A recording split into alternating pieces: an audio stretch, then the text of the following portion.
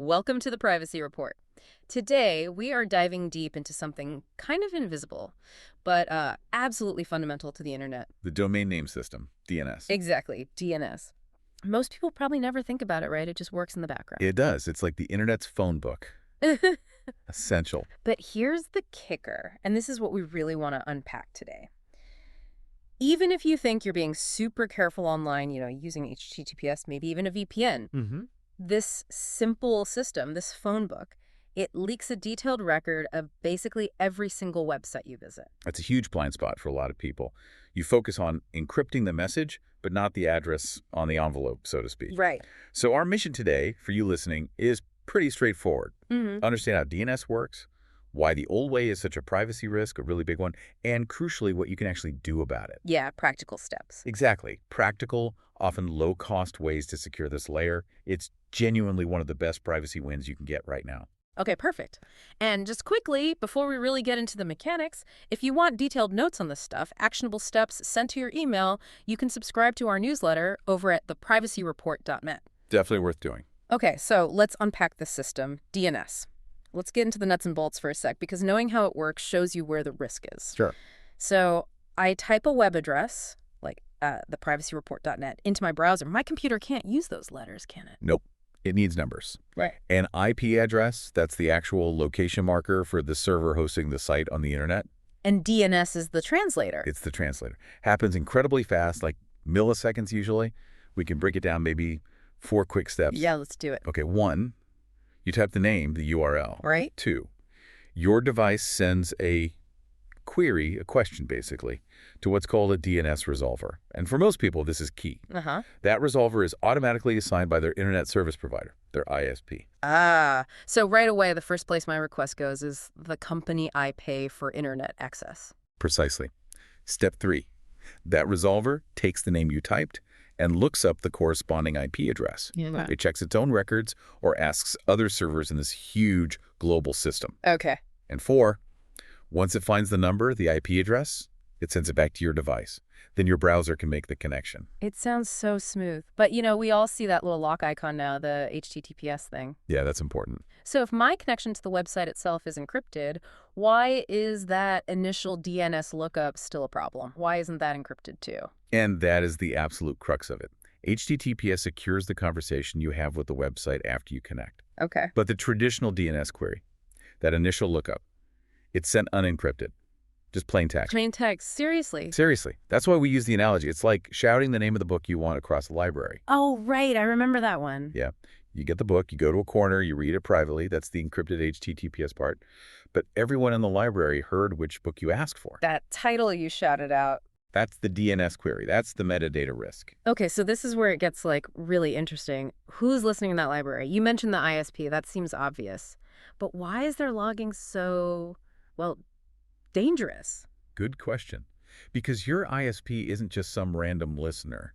They're the ones connecting your digital life to your real life. Your name, your address, your account. When they log every domain you look up, that's called DNS snooping, they're building this incredibly detailed profile linked directly to you. Not just a user, but me. Exactly. Every device on your home network. It's a gold mine for advertisers. Right. And depending on where you live, governments or law enforcement might get access to it relatively easily. Because it's just metadata, not content. That's often the argument, yeah. So it's not just tracking what you do, it's tracking who is doing it tied to a physical location. Got it. And it's not just the ISP, right? If I'm on, say, coffee shop Wi-Fi. Same problem. The network operator there can see those unencrypted requests too. Or worse, an attacker on that same network. Right.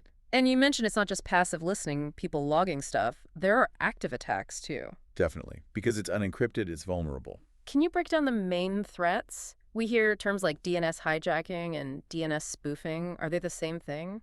They're related but different. Good to clarify. Think of DNS hijacking as messing with the road signs. Okay. An attacker, or maybe a government doing censorship, intercepts your request and just sends you to a completely different IP address, a different website altogether. So I type bank.com and end up somewhere else entirely. Exactly. Maybe a fake login page or just a block page. Now, DNS spoofing or cache poisoning, that's sneakier. How so? Here, the attacker tricks the resolver itself that intermediary server, maybe your ISPs, into storing the wrong IP address for a real website. Ah, they poison the phone book entry. Precisely. So when you, or anyone else using that poisoned resolver, asks for bank.com, the resolver confidently gives back the fake IP address. It sends you to the attacker's site, designed to steal your login. Wow. Okay, that's bad. It is. This raises the obvious question then. How do we fix this? If the core issue is these requests being sent out naked, unencrypted. Then the answer has to be encryption. Right. Encrypt the query itself. Exactly. And thankfully, we now have solid technologies designed specifically for this. The solution landscape is pretty mature now. We're talking about DH and DOT, DNS over HTTPS, and DNS over TLS. Those are the two main players, yes. Yeah. They both aim to wrap that DNS query in a layer of encryption, so it's not flying around in plain text. Okay, so why two? What's the practical difference between DOH and DOT? Is one better? It's less about one being better universally and more about how they do the encryption and where they tend to be used. So DH, DNS over HTTPS, bundles the encrypted DNS query inside regular HTTPS web traffic. It uses the same channel, usually port 443. So it looks just like normal browsing. Exactly. That's its main advantage, Stealth. It's harder for network filters or, say, overly restrictive firewalls to block it because it blends in.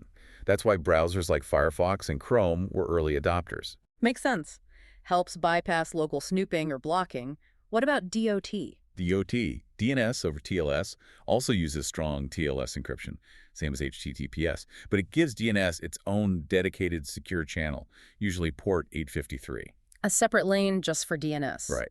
Some network admins prefer this because it's explicitly marked as DNS traffic, easier to manage from their perspective. You see DOT built into operating systems more often, like Android and iOS have native support now. But the end goal is the same for both. Fundamentally, yes. Encrypt that query between your device and the resolver. Stop the shouting in the library. And crucially, using DOH or DOT means we can easily switch away from our ISP's default resolver, right? That feels like the biggest win here. Absolutely, because you're breaking that direct link.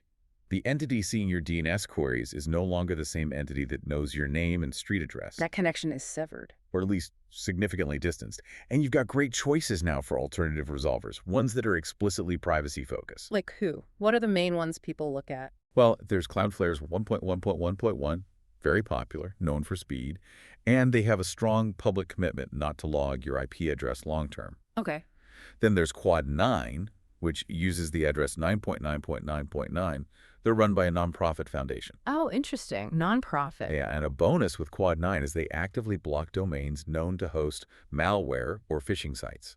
So it adds a layer of security filtering, too. What about others, like NextDNS? NextDNS is another great option, especially if you want more customization. You can set up specific block lists, track filtering, parental controls, that kind of thing. Okay, but wait a second. You're saying don't trust the ISP resolver, fine, but aren't we just swapping trust from, say, Comcast or Verizon to Cloudflare or Quad 9? How do we know they're better? That is absolutely the right question to ask. You are shifting trust. But you're shifting it from an entity, your ISP, whose business model often involves using your data and who might be legally compelled to log certain things, to an entity whose stated value proposition is privacy and security. You look at their policies. Are they transparent?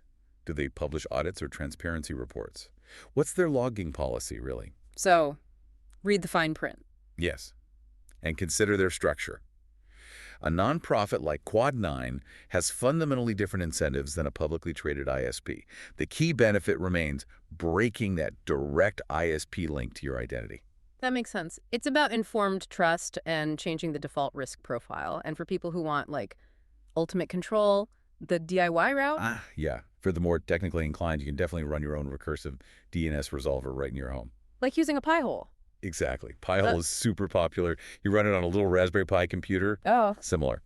It acts as the DNS resolver for your entire network. And the benefit there? Total control. Your DNS queries don't even leave your local network to go to a third-party resolver.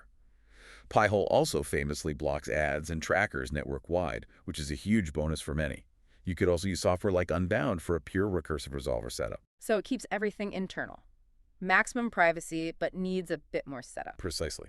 More effort, but maximum control. Okay, so let's bring this home. What does this all mean for you, listening right now? Let's make this super actionable. because improving DNS privacy is actually pretty achievable. It really is. One of the easier security upgrades you can make, honestly, often takes just a few minutes. Okay, step 1. Change your default resolver. Get off your ISP's default.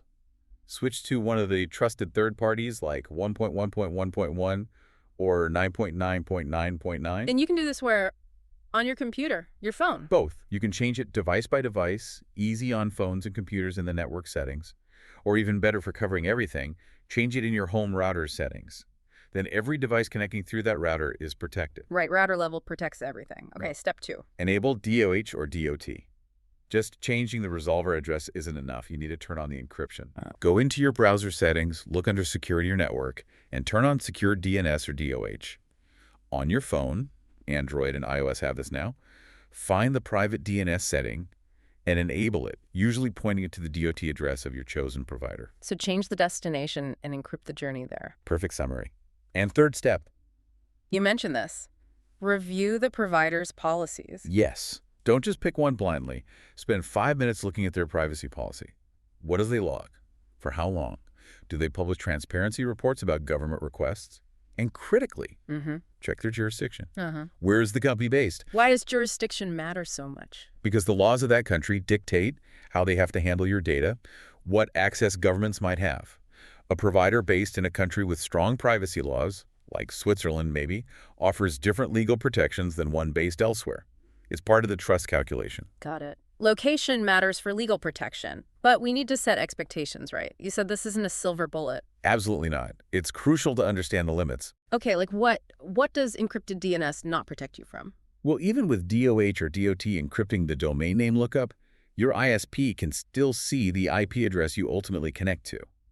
They might not know you asked for secretsite.com, but they can see your device talking to the server at IP address 123.45.67.89. Ah, okay. So they lose the name, but potentially still see the destination number? Correct. It obscures one piece of metadata, not the whole connection flow.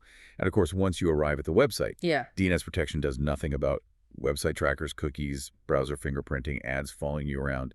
That's a whole different layer of privacy protection you need. So securing DNS isn't a replacement for, say, a good VPN or using tracker blockers in your browser. Not at all. It's foundational. It fixes one specific major leak. Think of it as patching a hole in the boat's hull. It doesn't mean you don't need life vests or navigation, but you absolutely need to patch that hole. It's a necessary first step. Reduces that metadata exposure, gives you more control. Exactly. It makes everything else you do for privacy work a bit better because the foundation is more secure. It really is a huge practical win then. Low cost, high impact for strengthening your basic digital safety.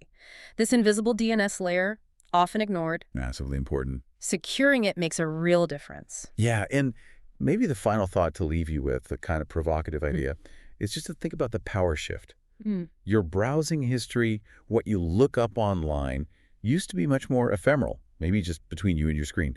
Now, because of how networks operate and those unencrypted DNS queries, that history is instantly logged, stored, often bought and sold, analyzed. It's become a commodity. Right. So encrypting your DNS, it's not just a technical tweak. It's actively taking back a piece of control. It's shielding that very first question your device asks the internet from constant pervasive surveillance and monetization. It's pushing back. That's a really powerful way to frame it. It's reclaiming a bit of digital autonomy. I think so. Well, this has been incredibly insightful. Thank you for breaking down DNS privacy and security for us. My pleasure. It's a critical topic. And for everyone listening, be sure to like and subscribe to the Privacy Report for more deep dives into these essential security and privacy issues. Thanks so much for tuning in.